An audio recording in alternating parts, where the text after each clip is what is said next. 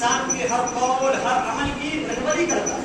قرآن کے زبان کے تعلق سے کہا وَقُولُوا لِلنَّاسِ حُسْنًا، لوگوں سے اچھی بات کہنی ہے. اس سے بات یہ سمجھ میں ہے کہ اپنی زبان کا درست استعمال کرنا ہے. قرآن نے آپ کے بارے میں فرمایا قُل لِّلْمُؤْمِنِينَ يَغُضُّوا مِنْ أَبْصَارِهِمْ، آپ ایمان والوں سے کہہ دیجیے کہ اپنی نگاہوں کو نیچی رکھیں. اس کا مطلب یہ ہو کہ غیر محرم پر نگاہ نہیں ڈالنی ہے. وَيَحْفَظُوا فُرُوجَهُمْ، اپنی شرمگاہوں کی حفاظت کریں. اس کا مطلب ہے کہ غلط کاری میں نہیں پڑنا ہے، زنا میں نہیں پڑنا ہے، لواطت میں نہیں پڑنا ہے، جو قرآن نے بیان کر دیا. اب ہم کو چال کیسی رکھنی ہے؟ اب ہم کس انداز سے چلے؟ کیا زمین پہ اکڑ کر چلے یا بالکل ڈھل کر چلے؟ قرآن نے اس کو بیان کیا وَاقْصِدْ فِي مَشْيِكَ، اپنی چال کو درمیانی رکھیے. وَلَا تَمْشِ فِي الْأَرْضِ مَرَحًا، زمین میں اکڑ کر مت چلیے.